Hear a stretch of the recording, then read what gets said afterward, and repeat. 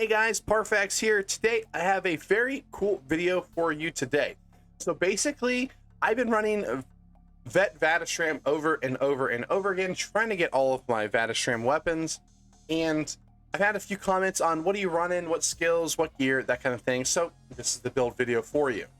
So for those of you that don't know, I am running it on my Magic Nightblade. I did put a video out about why you should be running it on the Magic Nightblade mainly.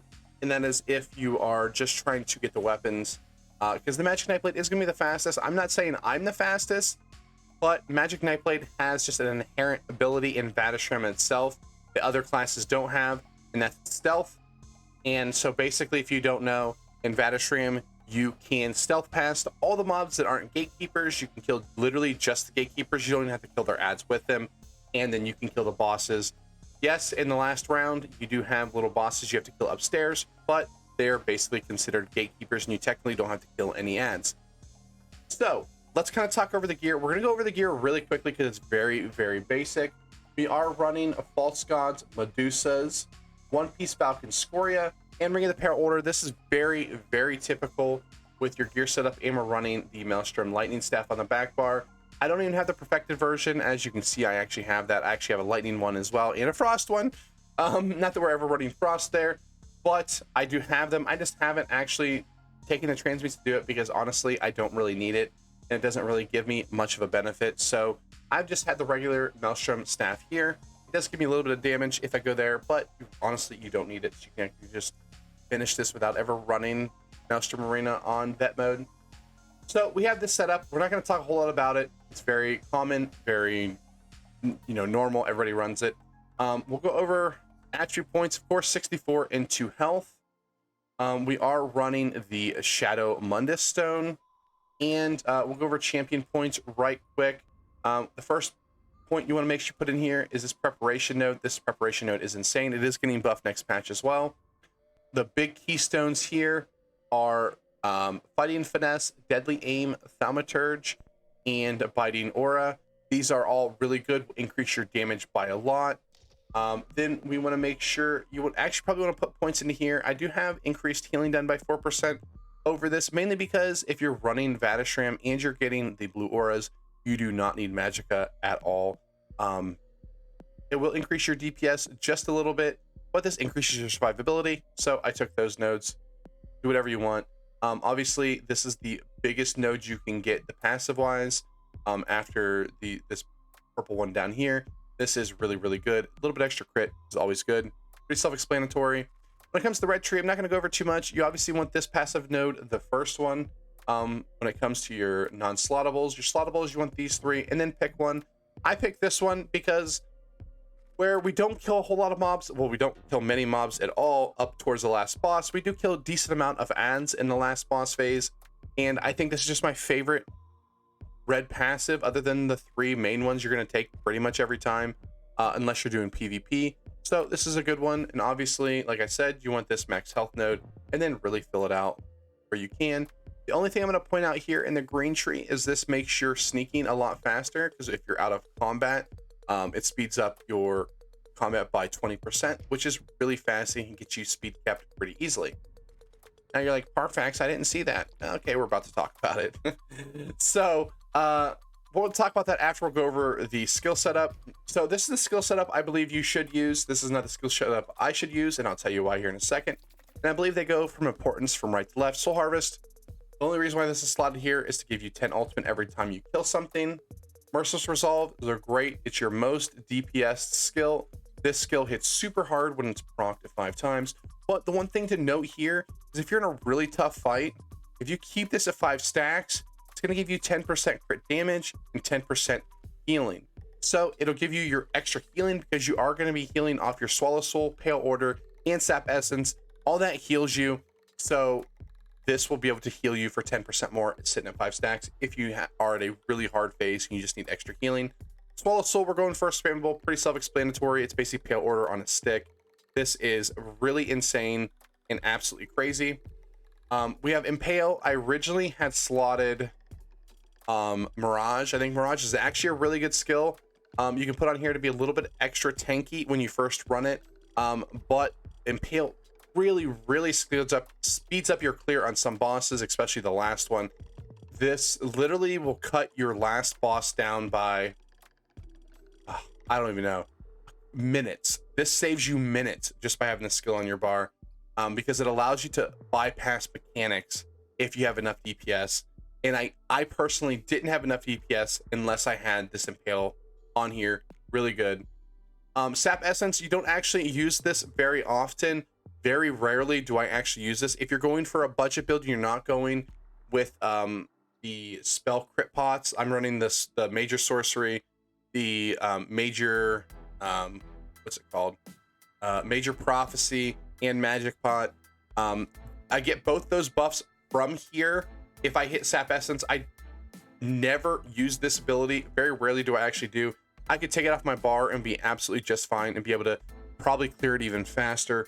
But it is kind of a nice kind of get out of jail free card if stuff goes wrong on the last boss or the fire boss. I use it every once in a while to clear skeletons and just AoE everything at once. Really good. This skill should never be on my bar. I'm running spell power pots, and the reason why I say that is because if you look here in my Mage's Guild, I do not have these two passives, and this is the reason why you run this. This does allow you to run basic magic pots if you run this setup. If you want to be very cheap, which I suggest, you don't need to run spell crit pots. If you have this maxed out, I definitely keep Inner Light here. Just Sap Essence the enemy one time instead of Swallow Soul to get the major sorcery, and you can then just run pots. You can run tri-pots if you want. That's actually great for some fights, but a lot of times you'll find that survivability isn't something you necessarily will struggle with in there. It's really DPS in certain phases. Now in the back bar, we're using Thunderous Rage. It's great. It's awesome. It's probably my favorite ultimate in the game. Then of course we're running Siphoning Attacks, getting that extra magic back and just that little sustain. Running Elemental Drain because we need to debuff them. We obviously want the penetration, and the Magic Lifesteal is really good. Like I said, I love me some sustain. Harness Magic. This is a skill that I really overused when I first started running Vet Vateshran and Vet Maelstrom Arena. Maelstrom Arena, you need it a little bit more than Vateshran. You don't really need this skill at all if you do mechanics. Rarely do I actually hit this. The only boss that I truly use this on is on the last boss in the blue stage, because you can skip the entire mechanics. Honestly, I've never actually done the mechanics of that stage. I've stood underneath him and just killed him, and this really helps during that phase. Now, I have this morphed incorrectly, but you want the other morph this. It's like Elemental Blockade, right? This is just morphed. I was just testing it out to see if I liked it, but Blockade is just better. But you have Twisting Path and Blockade. These two things you just want to keep down 100% of the time.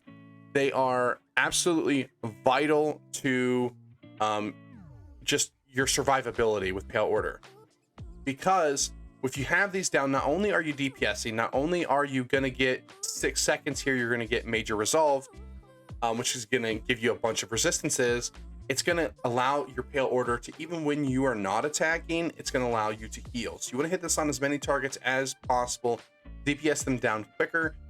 This skill, these two skills here, there's actually a kind of a skill here of putting these down. You want to make sure you're hitting all the mobs you possibly can with them. It's very important, not only survivability, but just DPSing. And as we know in Elder Scrolls, DPSing is absolute king. Now, when it comes to my food, I am, for the most part, running Solitude here. We're just running max health, match Magicka food. Super cheap, super good. I am a Breton. Even if you're something like a high elf, even if you're a dark elf, anything like that, I still think you'll be able to run this food. In my opinion, on the Magic Nightblade, if you can't sustain, instead of swapping off your food, I would instead swap one of these traits off for a regen glyph and go that way. Losing a little bit of damage here is better than losing health here, in my opinion, because as a Magic Nightblade, you don't have a lot of health.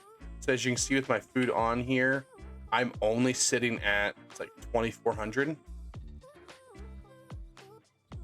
Yeah, so I'm sitting at 2,500 exactly on that bar, and 24,301 on my actual DPS bar. Not that we're on here very often. So your health pool is not very high, unlike maybe like the Sork and stuff like that. You can really pump up their damage. And unlike the Sork and like the Templar and the other classes, you can't really keep up your major resolve as much because it's only 6 seconds whenever you hit a shadow ability. As you can see, it's only 6 seconds. So it's very short windowed, and it's not going to be up 100% of the time because you're not going to be swapping every 6 seconds to your back bar for the most part. As you can see, it goes 10 seconds. So you're going to want to swap back there around the 10-second mark to keep up your damage. So it is what it is. So you do want to keep your health up a little bit higher. That's why I definitely suggest running the Bistat food. If you can't sustain it, try a regen glyph over a spell damage glyph. But yeah. So one thing I can suggest to classes that maybe are Magic Nightblade and maybe don't have the Pale Order is there actually is this really good skill, and you can use this on some of your stam. Now you will have to give up something here, but you can run this skill right here that whenever you deal direct damage, you heal for 7% of the damage done. It's really good, especially on something like your stam classes. It's really good. Now, when you're putting down a bunch of dots, it's not going to proc on the dots, which is unfortunate. That's the reason why I like Pale Order so much, because I can just do this. And I'm hitting in here over and over again, and I'm healing off of it. So it's really, really good. But that is an option. And if you were to take out something, I would maybe just take out your... I'd probably just take out Thaumaturge. Really,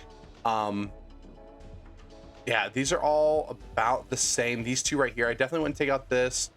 I would take out one of these two and put in here. You need a little bit of extra healing from your, especially if you don't have Pale Order. If you do have Pale Order, by means, do not get that node. Get the more damage, because especially next patch, when there's not a cap on the amount of healing it can heal you per tick, it's going to be absolutely insane.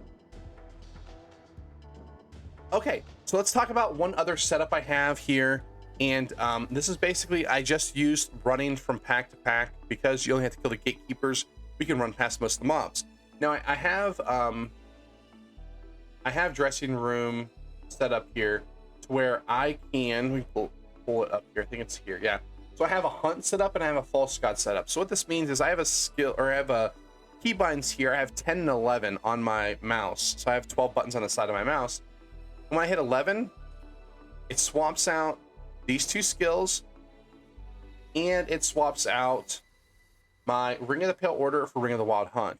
This basically allows me to shadow cloak through everything in the dungeon other than the gatekeepers and the boss, and allow me to just blow through the dungeon, which is the reason why I think if you're going to run Vateshran and you really just want to be efficient at it, there's nothing better than the Magic Nightblade, because no other class can stealth through everything. Even if you're a Sork and you can streak through it, those mobs will still aggro you, and you will still have to kill them. So as a Magic Nightblade, you can just stealth through them and go from there. So yeah, that's the build. That's how I've been using it. You just swap from there. Before you start, you can boop swap to there. Now, if you don't have the Ring of the Wild Hunt, that's actually fine too. You can run a couple different abilities here. We can go to Guild, we can go to Sigic's Line. We can run Accelerate, which is going to give us the major, the speed bonus there.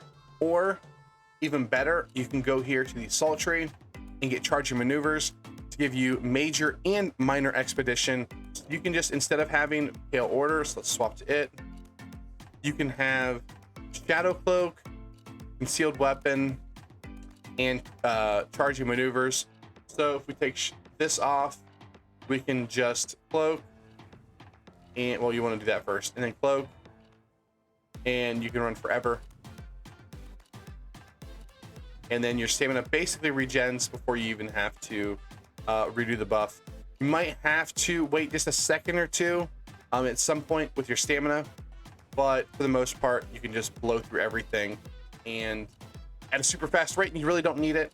I just like the ease of having Pale Order on here, because there is a few times where I forget to swap things off and I'm stuck with, Ring of the Wild Hunt with this setup, and I have to fight bosses and stuff with it. and it's not very pleasant, but you got to get used to actually swapping back and forth. Okay, so that's the build. If you guys want to, what I was thinking about is I can grab a commentary, I can grab a video I did on my live stream. I can kind of grab a video and kind of go over the mechanics, or at least the way that I complete Vateshran. I don't know if I completed the same way as everybody else. I watched one video on the mechanics and then just kind of figured it out myself. There's a few things that I do a little bit different than other people. The last boss is by far the toughest. There's a few mechanics that you can skip. You can skip mechanics in the fire arena. You can skip mechanics in the last boss of the blue arena. What's the last boss of the green? Can't really skip mechanics there because he hops from platform to platform. But you can skip mechanics in the last boss of both the blue arena and the red arena and the final boss. So you can skip with DPS. You can skip mechanics and everything. You know, every final boss but the green arena. Okay, so let me know if you want to see a video on that. I basically got it to where I know how I want to run it. I got some tips, tricks, and all that good stuff. So let me know in the comment section down below if you want me to do that. I can. I might do it anyway. We will see. But thanks for watching, guys. Hit that like, the comment, subscribe, all that good stuff. Let me know in the comment section down below if you want to see me do a commentary on a Vateshran run. Let me know if you want me to put out any more content. I have more videos coming up here. We have the big update coming next week. I have builds planned for it. I'm getting my characters ready for it. And I have a update coming to my channel. If you've watched my stream, twitch.tv/Parfaxgaming, you will know because I actually, I talked about it on my stream. My channel's going to kind of go in a specific direction. We're still going to be putting out content for all classes, but we're going to kind of narrow it down to basically the Nightblades, and I'll put out an official build or a video for that. It's not going to kind of cut into any of the content that I typically do. It's just going to be a video that I put out for people. It'll be a second video of the day, essentially. All right, thanks for watching. Enjoy your time in Team Real, and go slay Vateshran. Bye.